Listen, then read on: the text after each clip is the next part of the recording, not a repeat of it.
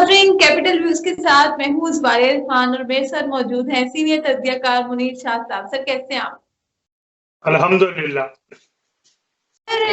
PM की जो 31 जनवरी की डेडलाइन थी, उसके बाद देखा गया कि फजलुर रहमान साहब की तरफ से कोई बयान नहीं आया।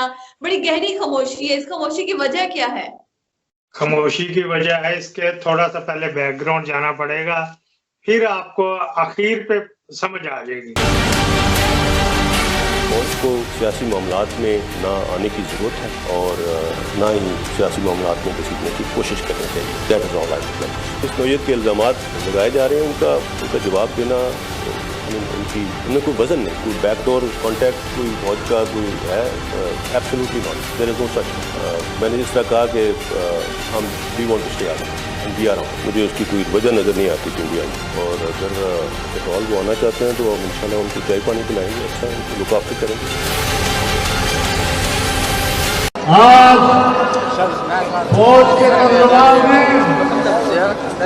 एक बयान में कहा है, जब उनसे सवाल किया गया कि फजलुर रहमान कहता है कि हम फिर भी आएंगे, जेएनयू के सामने मुजाहरा करेंगे, तो उसने जवाब में कहा तुम हर दम आए, हम चाय पानी पिलाएंगे। मैं उनको बताना चाहता हूँ कि आप खुद को पापाजोर की चीजें खाएं और हमें चाय पानी पे तड़पाएं, ये ज्यादती है, ये मेहमानदारी फिर नहीं है। जो इसका बाप था ना, वो भी भुट्टो के पास जाता था खर्चा लेने, और उसने कहा जी मुझे आप as a civil chief martial administrator मंजूर है, मुझे सीएम बनाओ। भुट्टो ने बना दिया। उस वक्त तक ये खामोश रहा। फिर जब तक इन्होंने देखा कि हमें अब मजीद अपनी डिमांड बढ़ानी चाहिए, अखीर पे निजाम मुस्तफा की तहरीक ले आया। उसी भुट्टो के पीठ में खंजर खोपा जिसने इसके बाप को वजीर आला बनाया था। यही हाल इसका है। ये आर्मी ने इसको बनाया, अब ये उन्हीं के ऊपर गुर्राता है। किस किस तरह खौफनाक किस्म के इसने बयान दिए थे। और तीसरी वजह ये थी क्योंकि अफगानिस्तान से इसके कारिंदे और ये मंशियात लाते थे। जो फेंस्टर लगाई ना, वो बाढ़ लगाई है, उसकी वजह से गवर्नमेंट ने तो नहीं रोका, आप उधर से इंपोर्ट एक्सपोर्ट करो जिस रूटीन में जो होता है। इनके बंदे उधर से मंशियात यहाँ लाते थे, यहाँ से फिर आगे यूरोप में जाती थी। वो भी इनको बड़ा दुख था, इस वजह से ये गुर्रा रहा था और खर्चे दिन ब दिन मांगता जा रहा था। अब इसका खामोशी भी इसको जूते तो पड़ गए ना, अब इतने ढीठ हैं इनके बंदे। 31 भी गुजर गई, सोशल मीडिया ने इनका बुरा हाल किया। वो 40 जर्नलिस्टों का टोला, वो भी उनको भी जूते खाने पड़े। बल्कि सलीम शाफी ने थोड़ा सा बयान दिया था इनके खिलाफ, बाकी तो बिलों में घुस गए जाके। अच्छा जी, अब वो बाजवा साहब गए हुए थे कतर एक तो हमारे एक तेल की डील है उसके ऊपर सिलसिले में, और दूसरा जो इसके सिफारशी उधर बैठे हैं, जो इधर आते रहते हैं मुल्ला बरादरान, उनको वार्निंग देने गए थे कि अब ये हद से बढ़ता जा रहा, फिर हमें ना कहना। इसके भी ताल्लुकात है ना उनके साथ। अफगानिस्तान में भी उनका कैंप है, वहां पे भी ये आता जाता है, यहाँ पे भी मजबूरी होती कुछ। हर मुल्क में कुछ ना कुछ किसी वजह से खामोशी रखनी पड़ती है।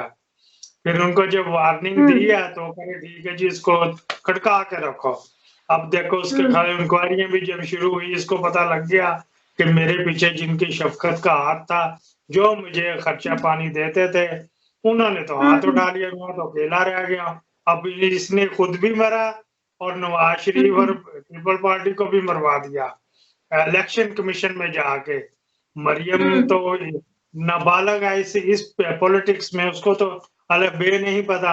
उसके कहने पे इसने धुआंधार तकरीरें की और वहां पे इलेक्शन कमीशन के दफ्तर बाहर जाके तकरीरें शुरू कर दी, कैंप लगा दिया। अगले दिन वो जो था प्रोफेसर जो था हसन इकबाल, वो याददाश्त लेके भी चला गया। उल्टी इनके उल्ट तदबीर उल्ट हो गई। इनके गले पड़ गई। अब ये सोच में पड़े हुए, अब ये माफियों के ऊपर आ गया। जो 40 का टोला है ना जर्नलिस्टों का, वो तो ये कह रहे हैं कि बाजवा साहब इसके पांव पड़ गए कि हमारी जान छोड़, जबकि ये उलट है। बाजवा साहब को क्या जरूरत पड़ी थी इसके पांव पड़ने की? इमरान खान ने खड़का के रखा हुआ था। अब इनको समझ आई यार ये मैं क्या करूं। अब भागा फिर रहा है जरदारी के पीछे, नवाज शरीफ के पीछे, मुझे सेनेट का चेयरमैन बनवा दो। आपके अगले पिछले मैं जो है ना वो धोने धो दूंगा सेनेट का चेयरमैन बन के, लेकिन ये बनेगा नहीं। ऐसे खतरनाक बंदे को सेनेट का चेयरमैन बनाना भी, क्योंकि ये मेंटली अब नॉर्मल है, ये तो रुपए पैसे के भूखे हैं।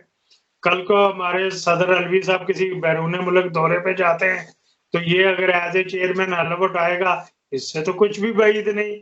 ये किसी को भी, आर्मी भी इसके अंडर है, ये वहां पे कोई बावलापन का मुजाहरा करते, कोई ऑर्डर दे दे, ये नामुमकिन है।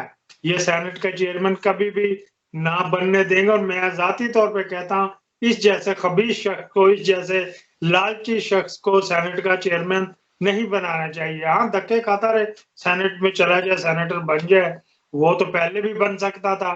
ये तो इसके गिरबान में कोई शर्म नाम की चीज हो तो ये देखे ना, सेनेटर तो ये जब मर्जी बन सकता था, वहां पे किसी को रिजाइन दिलवाता, बन जाता, अपने भाई को निकालता, ये खुद ही चला जाता। ये चेयरमैन के ख्वाब अब देख रहा है, इस वजह से खामोश है कि जी मेहरबानी है, अब आप बीच में ना आना, मुझे सेनेट के चेयरमैन बन लेने दो, ये पैगाम देता फिर रहा है। बहुत शुक्रिया मुनीर शाह साहब, आपने अपना कीमती वक्त दिया और काफी अहम मालूमात भी दी। इंशाल्लाह आपसे दोबारा अब तक करूंगी। अपना ख्याल रखिएगा। अल्लाह हाफिज।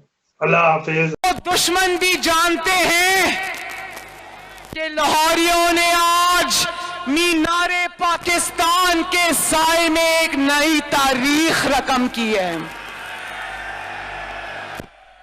शाबाश लाहौर, शाबाश। और लाहौरियों ने ना सिर्फ आज मीनारे पाकिस्तान पे तारीखी जलसा किया है, बल्कि लाहौरियों ने अवाम दुश्मन हुकूमत को मीनारे पाकिस्तान की बुलंदी से उठाकर नीचे फेंक दिया है। जिस जाली तब्दीली की शुरुआत 2011 में इस पाकिस्तान, मीनारे पाकिस्तान के साए में हुई थी, आज लाहौरियों ने इसी मीनारे पाकिस्तान में उस जाली तब्दीली को हमेशा के लिए दफन कर दिया है।